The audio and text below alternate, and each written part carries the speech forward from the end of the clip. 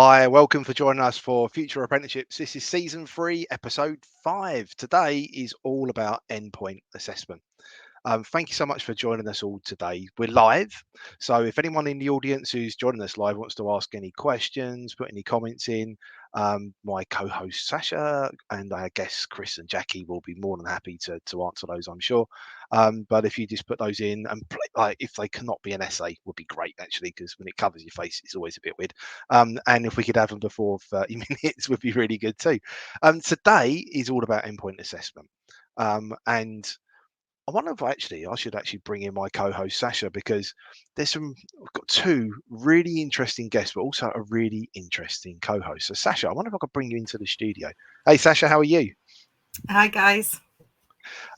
Well, congratulations as well, because NCFE at the Fab 2022 conference won Endpoint Assessment Organisation of the Year, which is pretty cool, isn't it? So that's like, what a co-host to have. Do you know what I mean? So. Yeah. Really proud moment. Was a really proud moment. Yeah, no, definitely, and I think it's interesting, isn't it? You know, like of where we're at with endpoint assessment, and I know our guests are going to want to chat about these sort of things. We've got one of them who's there from the get-go of working with this, with the Richards review, which is quite interesting. So I've had to see how that sort of progressed and changed a little bit. But I wonder if we could talk about endpoint assessment. What do you see the positive impact that endpoint assessment's brought for learners, for employers, for training providers? It's a really interesting question, and I think there's some key benefits to endpoint assessment, particularly employers being in the driving seat. I think that is a huge benefit, that they get to influence what the knowledge, skills and behaviours are of the talent that they've got coming through in their industry. They can select the most appropriate assessment methods and that are fit for the industry that they're working in, whether that be an observation, professional discussion, presentation. All of the different variations of assessment at the end are selected by the employers. That's the most appropriate. And I think that is a key benefit that we didn't have before. I think for apprentices, it's an opportunity for them to showcase what they've learned. It's their final hurrah. They've learned all of this knowledge. They've got all of these skills. They know what they're doing. And somebody completely independent who's an industry expert is coming and validating that. Somebody that hasn't been involved before. So it removes any bias. It's absolutely that seal of approval, that confirmation that what they've achieved is validated. And I think that's really powerful.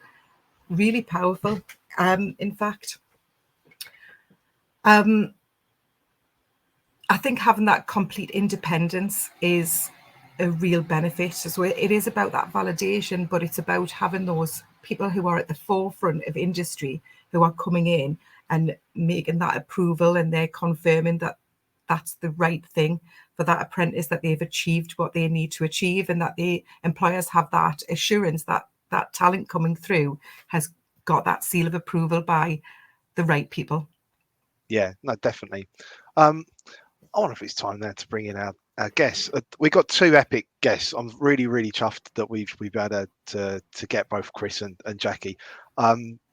Jacqui, whenever she writes for an FE News, it is almost guaranteed it's going to be the most popular exclusive article of that week. I mean, this happens all the time.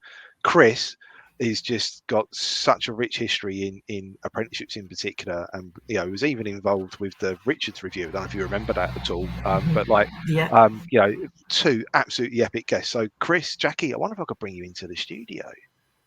Hey Chris, hey Jacqui, how are you? Good morning. Good morning. Hi everybody. Hi guest. Thank you for calling it since the beginning, Gab. I might feel really old now. So well, it's the beginning of this guise of apprenticeships of where we're at the moment, isn't it? If you know what I mean. And I just think, obviously I had someone the other day say that there's someone who's the founder of Lifelong Learning. I was like, what, are they 200 years old? And like, it's a bit like that with when we're talking about apprenticeships, really. But I mean, where we're at now with I know, Chris, but like, it's this. The Richards review is really important, and particularly where we're at now. And a lot of the time, I mean, what's that? 10 years, since we the Richards review as well. Absolutely, yeah. First draft of that was 2011, and the first Trailblazer group met to discuss, the employer relationship around about this time of year in 2012. Big 10 months. Yeah, that's really, really interesting, isn't it? Of where we're at with apprenticeships and where it's progressing to, really. Sacha, did you want to kick off questions and stuff like that to the guests? Yes, really thinking about what we've said and we're talking about the benefits. I wonder what your thoughts are on the engagement of providers and employers in endpoint assessment. So we know that we've got trailblazers who are engaged at the forefront. So that's the group of employers who are engaged at the beginning. But beyond that, when it gets into endpoint assessment of the actual apprentices, what are your thoughts on the engagement of providers and employers in that area? Well, from my perspective, working with EPAOs, it's come on leaps and bounds. In the very early days, it was very still traditional training provider link, the legacy and history of frameworks and things.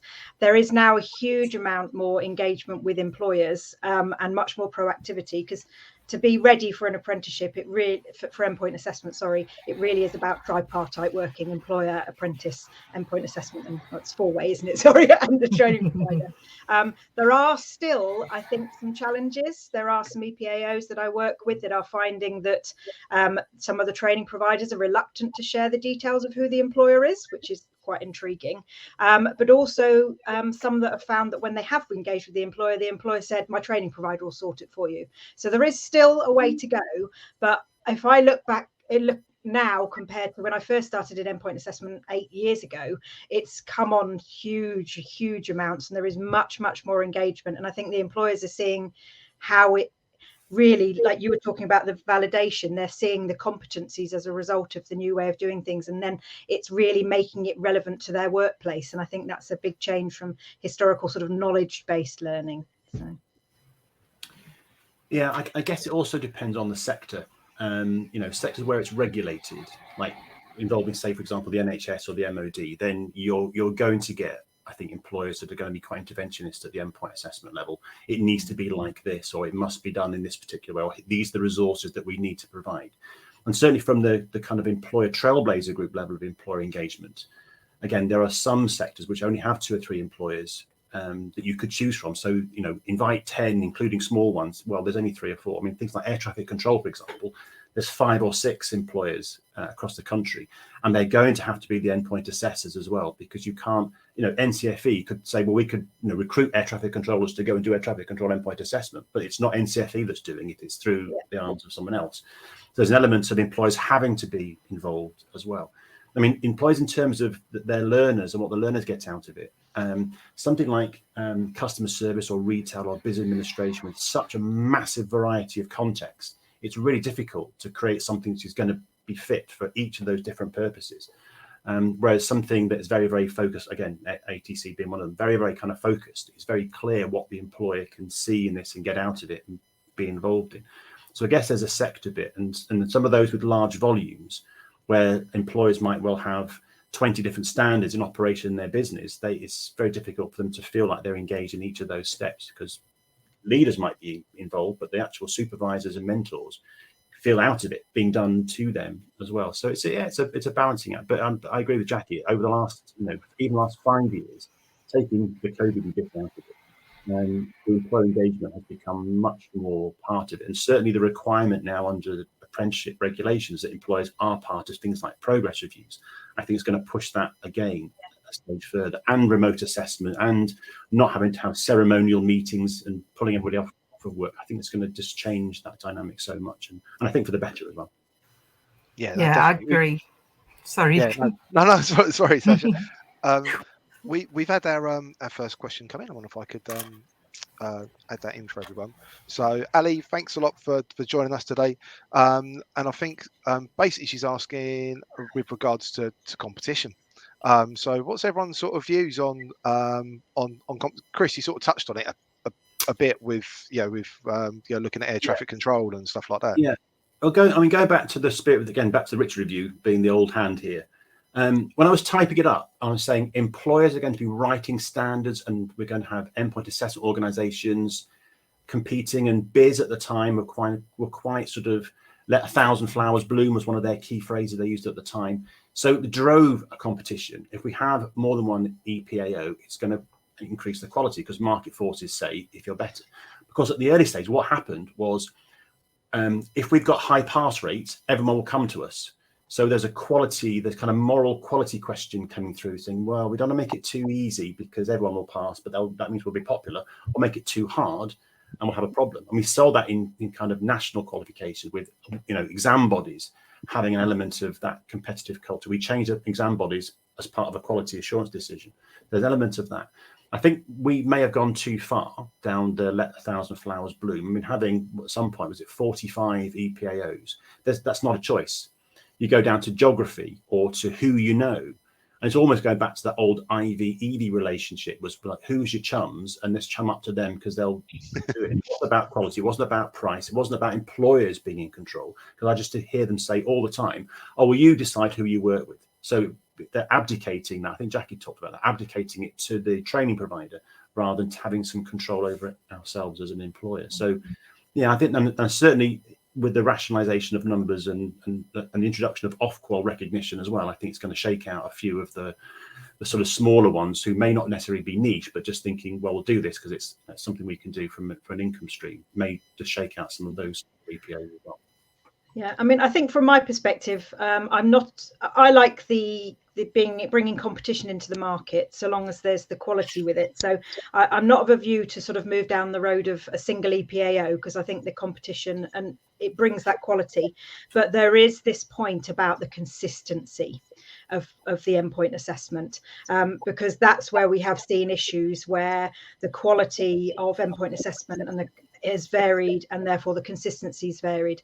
So I think the move to bring Ofqual in is the regulator, controversially as it has been in some cases, actually does bring that consistency to the marketplace. You can argue between quality and consistency, but I do think the move bringing in Ofqual as the regulator is bringing that sort of oversight on that side of the endpoint assessment. So I think with that, I don't see any reason why you shouldn't still have healthy competition with EPAOs.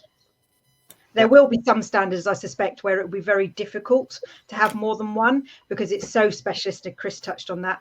But also maybe like perhaps the apprentice volumes are so small, because that's one of the other challenges with apprenticeship standards, where they have such tiny volumes. It's been difficult to get EPAOs because you've got to balance the income and the financial viability of actually delivering endpoint assessment. So some might only have one simply because it's more philanthropic than it is actually market driven. Yeah, no, definitely. Sacha. I agree with all. Yeah, I agree with all of those points. I think that there is something that needs to be done, and we, as endpoint assessment organisations, are responsible for this. Is about collaboration, so that we can collaborate and get a standardised approach. And I think that we've got the standards, we've got the assessment plan, so everything should be running very, very similar, no matter which endpoint assessment organisation you're working with. But I think the service offer behind it is inconsistent, and that makes it really difficult for training providers and employers when they've got multiple apprentices who are working with different endpoint assessment organisations with different systems. So I think there's absolutely something that we as endpoint assessment organisations should do to get that collaboration and working together. Yeah, no, definitely. Everyone sort of touched on it, but I wonder if we could talk about quality, because I think competition you'd hope should drive quality, but then if you, like as Chris, as you said, if there's absolutely dozens and dozens of people for choice, then it becomes, well, I don't know who to choose, and what do we do? So what do you see, the current challenges of quality in endpoint assessment, but also what future solutions could be? What's the future of quality in endpoint assessment? Jacqui. Oh, throw it straight at me. Well, I think quality, is very much driven by making sure that the customer's at the forefront of what you're doing. Yep. Because I think that can be lost sometimes. And actually, if you look at Ofqual, their focus is always on protection of the learner. So it's about making sure you've got that service.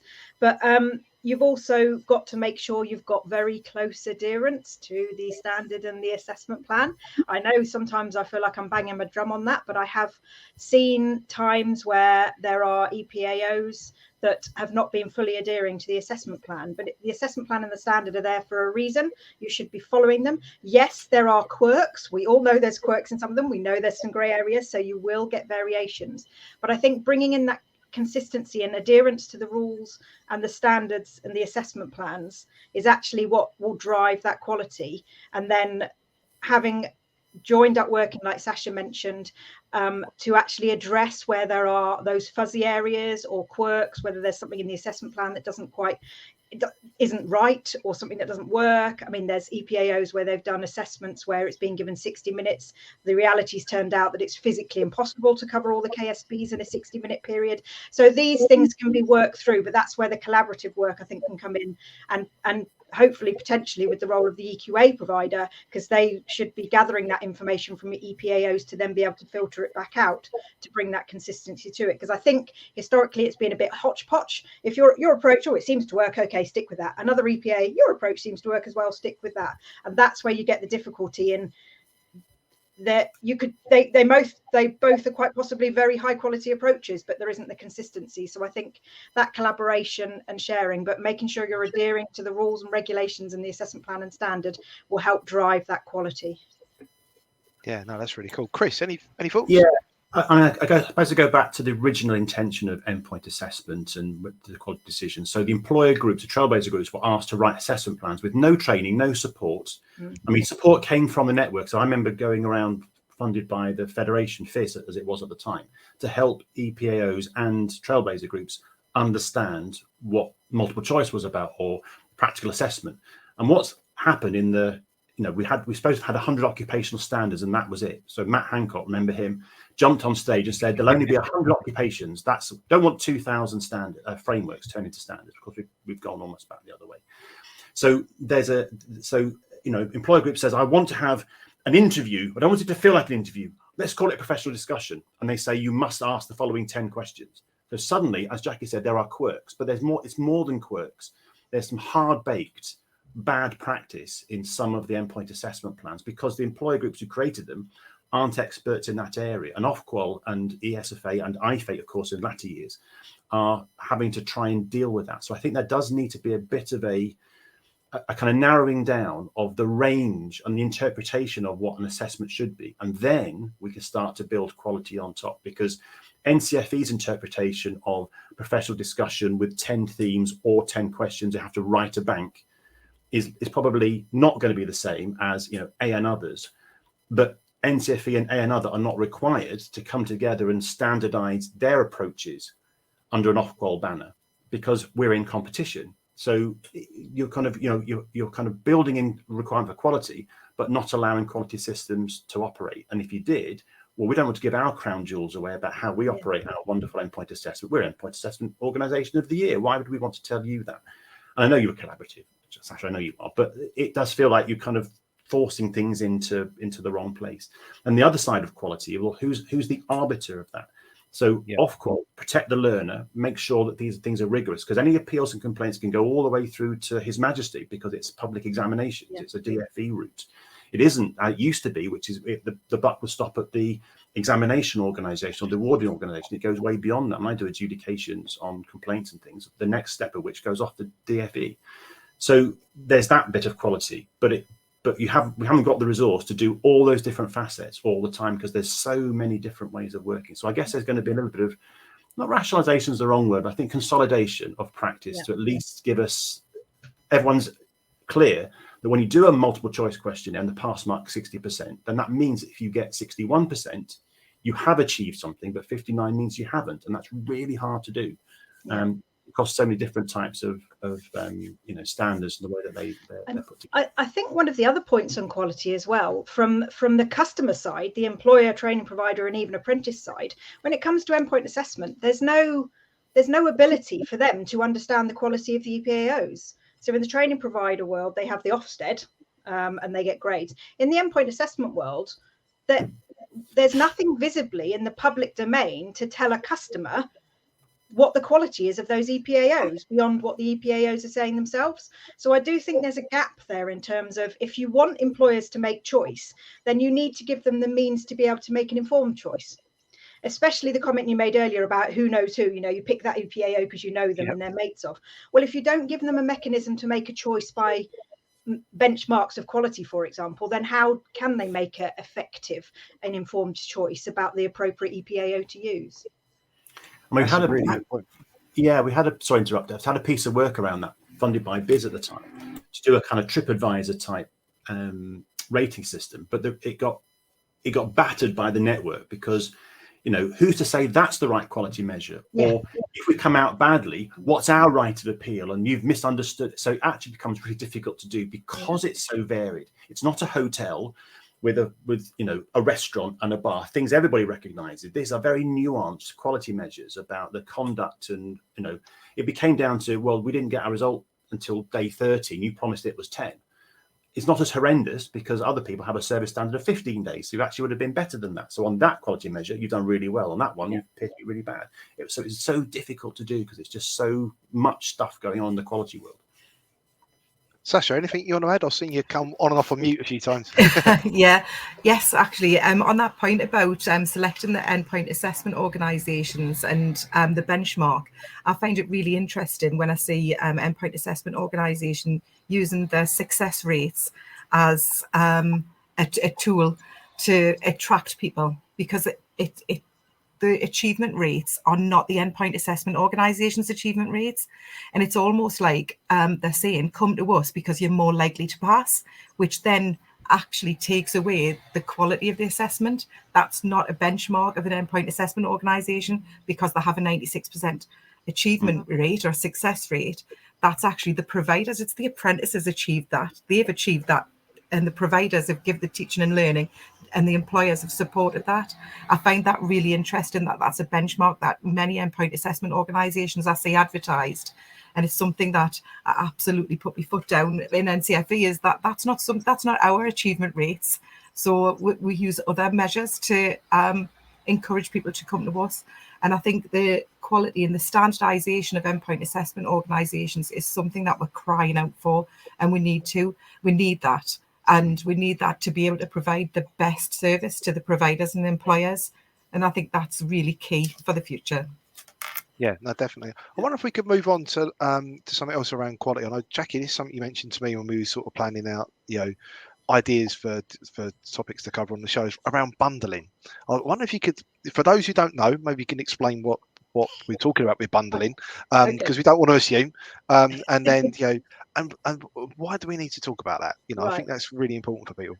Okay, it's just something I wanted to cover because it's something I'm seeing a lot, and I do feel it's distorting the market in some way.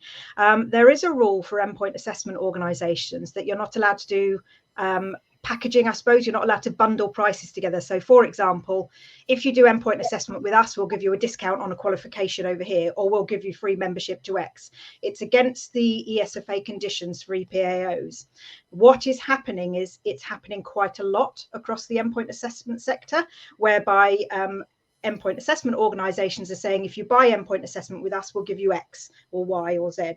And ESFA have repeatedly put messages about this. I'm still seeing it happen, and I speak to a lot of EPAOs, and I am seeing a direct impact where they're losing business, and the final crux of that decision has been, well, I get an extra X from this organisation. And if you make a decision not to use an EPAO for quality purposes for other things, fine, but it's to me, it's a rule that's there. You might disagree with it, but I think if it's a rule that people disagree with, they should lobby ESFA to change the rule. They shouldn't decide to ignore the rule because they don't like it. So it's something I'm quite passionate about because I've seen it, and I've seen the direct impact it is having on other EPAOs where they're saying you can get X and Y. So basically, it's really, I just wanted to raise it so that it's there. It's a rule, and everyone needs to play ball and adhere to that rule. Because it's if the point is about a fair marketplace, it is effectively distorting the marketplace. So it's a little bit of a beam up on it, I'm afraid. But I think Chris, I know you obviously want to add to that. Well, I was just going to say, I mean, I spend a lot of time writing policy, and there's a compendium of words that you use in policy, but I've never seen stronger language than the policy around this specific collusion. Instead, you are prohibited from collusion in this way, and bundling is the kind of the manifestation of that. Yeah. Because ESFA at the time, and obviously IFA, were so concerned with exactly that. You're making the wrong choices based on the wrong economic measure. Yes, you can be cheaper, and therefore you choose on price and quality, but the quality bit is so difficult to identify. And Sacha, you're absolutely right. Success rates, in fact, success rates are the least useful measure, because I can make anybody's endpoint assessment so blasted easy that everyone gets through, and no one's really competent, because you can write that quality. Yes. Write multiple choice questions that ask you the capital of France is Timbuktu, and it's obviously Paris. Anybody can do that and get you 80% and get you distinctions, but you're not competent. And so that competent versus quality question is one of those that's always going to gnaw at us until we bring EPAOs on and they're required under the regulated element to collaborate on driving up quality. And they're not going to want to do that collectively, because it might impact on price and bundling and quality and everything else. And that's why that kind of language was so direct. And I hadn't seen policy papers that were quite as blunt as that, thinking, blimey, specifically prohibited. Government people don't write stuff like that. Even in sanctions against other countries, you don't write stuff like that. And so it was as intemperate as I've seen any policy wording on this one. We're getting really close to the end, but I wanted to. This is touching, actually. I think all of this is moving to the marketplace and speed of change. Do you know what I mean? So, like, I think we've mentioned a few times around the employer. Do they know that they got choice, and do they know things around like bundling could be tempting? Do you know what I mean? But do they know they shouldn't be sort of stepping into that? What do you see, like, just really quickly around the speed of change in endpoint assessment and the way the marketplace is going? Jacqui. I think, just to sort of sum up, I think over the next 6 months to a year, we're still going to be quite turbulent with the embedding in of Ofqual and the cut-off point. So I think we're still going to be turbulent for the next 6 to 12 months in terms of making sure there's coverage and the learners have transitioned to the EPAOs that are recognised. But I think beyond that, I think the future for me is bringing that consistency. If we can get the consistency, then that will also complement and drive up quality. Cool. Chris, how about you?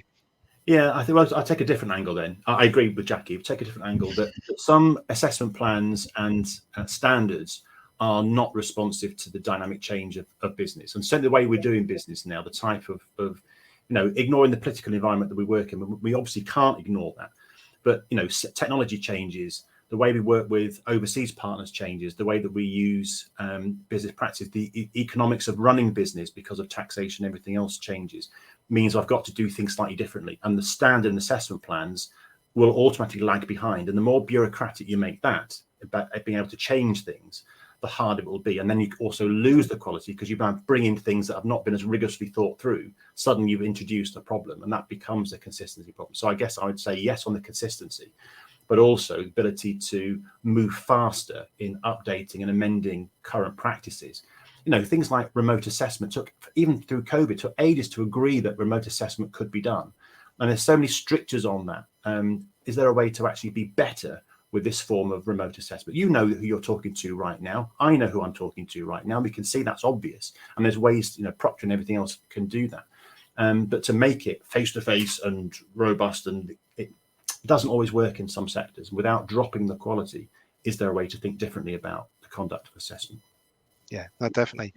We're at the close. We've got like about 30 seconds left. It's gone like a blink of an eye. And if you could have one thing that you want to see for the future of assessment, what would it be, Chris? I would say compact down this vast range of assessment stuff that's out there. Let's agree a kind of a handbook of something a little bit more compact, so that we at least understand what it is we're assessing, because I want competence assessments to actually assess competence, not stuff. That's for me. Yeah, no, that's really cool, actually. Jacqui, what would you want for your one thing? Stability. I think we've been such a tumultuous period for the last 2 or 3 years with the changes going on. I think just bringing stability so that people can actually start to understand and go with the flow. But I do totally agree with Chris's point about the ability to be responsive, because the job market is very dynamic, so we need to be able to be responsive to that as well. Yeah, definitely. Sacha, what would you want to see if you could have one thing for the future of EPA? Consistency would absolutely be what I would want. Consistency of delivery, consistency of assessment plans, consistency across everything. So everybody was absolutely clear of what was required and the apprentices were getting the best no matter who was delivering. Yeah, no, really cool. Well, we're at that time. It's we're over, but I thought it was a really, really, really good show. Thank you so much, Sacha, for helping me with the questions and bringing everyone together. Jacqui and Chris, I knew he was going to have a good show, and you both were on. So thank you for joining us. This is a total collaboration between co-produced and everything with NCFE. So I just want to say massive thank you to Sam, to Elliot, Lindsay. Thank you for helping everything get this together, and Sacha with all the different ideas with the show. So thank you. Also, Team FE News, thank you to Finley, thank you to Holly, thank you to Danielle, Free Apprentices, talking about the future of apprenticeships, which is never a bad thing, really. Next week is actually a very, very last show of this episode and season. I feel a little bit weird about it, to be honest with you. So join us next week for episode 6, and it's a good one. It's all around looking at having a culture of collaboration. I mean, what could be better for the future of apprenticeships if we're not looking at how we work collaboratively? We talked about it already a couple of times today with endpoint assessment. So thank you everyone for joining us today. It'd be really lovely to see you next week at 10 a.m. on Thursday the 24th. And thanks for joining us today, and we'll see you next week. Bye. Thanks everyone. Bye.